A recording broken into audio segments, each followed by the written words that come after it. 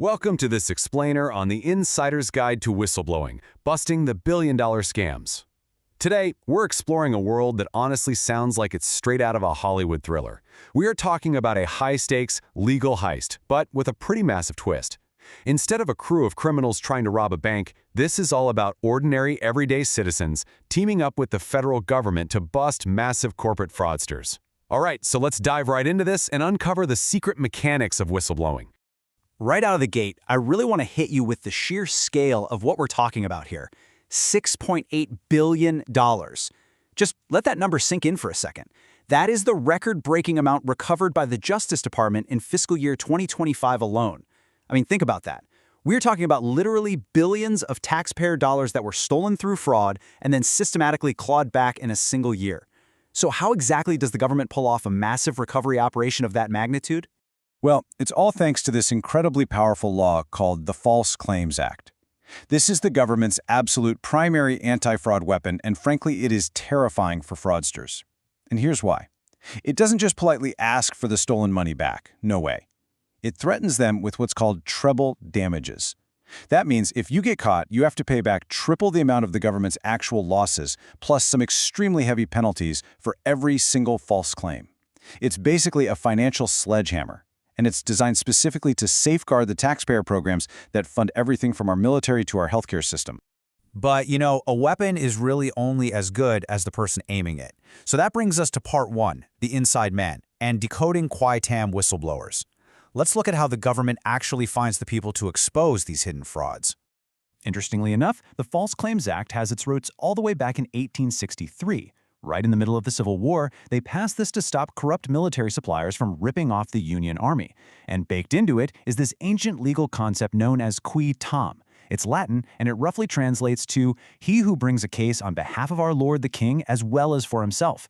Basically, it means a completely private citizen is legally allowed to step directly into the shoes of the government to sue these fraudsters. In the legal world, this insider is officially known as a relator. And the wild thing is, they are usually just everyday, ordinary employees. We're talking about the accountant crunching numbers in the back office, or a nurse on the hospital floor who notices some really strange billing practices, or even an IT worker who sees completely unsecured servers. They don't even need to have been personally harmed by whatever the company is doing. They just need to know exactly where the bodies are buried, so to speak. They've got the internal emails, the forged documents, the secret spreadsheets. They are the ultimate inside man. Okay, so what exactly are these relators uncovering? Let's move right into part two, the ultimate scams, and follow the stolen tax dollars. Healthcare fraud is by far the biggest offender we see here. Out of that record $6.8 billion recovered in 2025, over $5.7 billion of it was related to the healthcare industry. And that brings us to one of the absolute most common schemes out there, which is called upcoding. Here's how it works in practice. A patient might be given a completely standard, cheap, manual wheelchair. But on the books, the provider turns around and bills Medicare for a vastly more expensive, top-of-the-line, power-assisted wheelchair. They just pocket the massive difference, and the taxpayer completely foots the bill. Then we have something called unbundling. Normally, certain medical procedures are supposed to be billed together as a single, cheaper package, like a bundle. But unbundling is this really sneaky manipulation where a provider breaks that one service down into staggered, piecemeal bills. It's kind of like a dealership charging you separately for the steering wheel, the tires, and the engine when you're just trying to buy a single car. The end result? A much, much higher, totally fraudulent payout from Medicare. And guys, it gets even wilder. There are laws, specifically the anti-kickback statute and the Stark Law, that strictly prohibit medical providers from paying or receiving anything of value in exchange for patient referrals. But companies get incredibly creative to get around this. For instance, a spinal device company called Innovasis recently settled for $12 million after they allegedly bribed orthopedic surgeons with luxury ski trips. Another pharmaceutical company, US WorldMeds, paid $17.5 million for a kickback scheme that actually included handing out Kentucky Derby tickets. I mean, it's crazy. These lavish bribes totally cloud a doctor's medical judgment, and they drive up costs for all of us.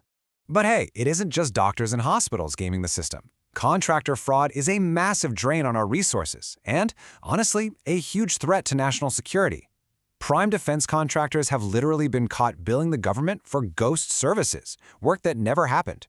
They've been caught cross-charging expenses from their commercial clients onto government contracts, and critically, failing to comply with really strict cybersecurity and security clearance requirements. Because if a contractor lies to the government about securing sensitive data in the cloud, yep, that is officially submitting a false claim. So now that we know what these crimes actually look like, how do we go about catching them? Welcome to Part 3, the covert operation. Let's take a peek inside the secret docket.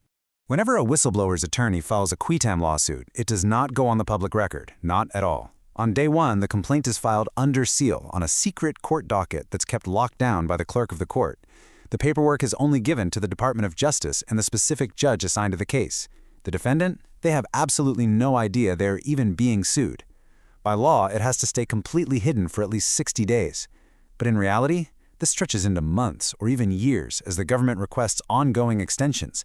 Actually, most successful cases stay completely dark for at least 2 years while the trap is being set. During those years in the shadows, this incredible covert operation takes place.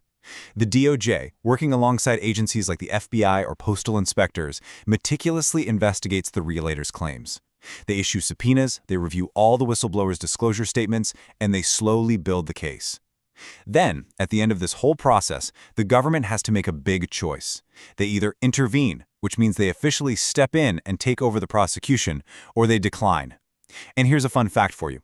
The DOJ actually intervenes in fewer than 25% of all filed qui tam actions. And the reason for that is the government strictly gatekeeps this entire process. There's an internal DOJ document known as the Granston Memo, and it outlines their unfettered authority to just dismiss qui tam actions entirely. If they look at a whistleblower's lawsuit and decide it's frivolous, lacks merit, or maybe it's just a parasitic claim trying to ride the coattails of an ongoing government investigation, the DOJ will kill it right there to preserve their limited investigative resources. They absolutely do not want opportunists draining the public purse. Okay, but what happens when the evidence is rock solid, the fraud is proven, and the government actually recovers millions or even billions of dollars? That brings us to Part 4, the big payoff, and the reality of the whistleblower financial reward. So the absolutely crucial point here is the math. Congress knew they had to highly incentivize people to take the immense personal and professional risks required to actually blow the whistle. It's a scary thing to do.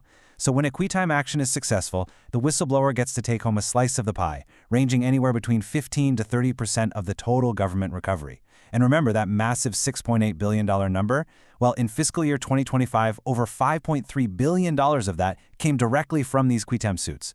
So to put that in perspective, if a company settles for $100 million, the insider who brought that case could legally walk away with up to $30 million. But before you go running off to the courthouse, there is a catch, and it is a really big one. The False Claims Act has a very strict first-to-file rule.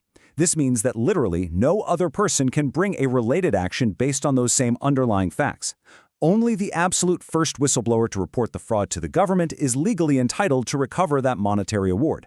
It is a literal race to the DOJ. If your coworker figures it out and beats you to the punch by even a single day, they get the millions and you get absolutely nothing. So absolute urgency is required. Which brings us to the final and perhaps the most important question for all of us. Look at the organizations around you.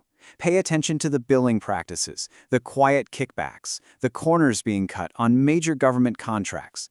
The reality is, the government relies entirely on the courage and the insider knowledge of everyday people to protect our tax dollars. So I'll leave you with this. Are you sitting on $1 billion secret? Thanks so much for joining me for this explainer. Until next time, keep your eyes open and keep learning.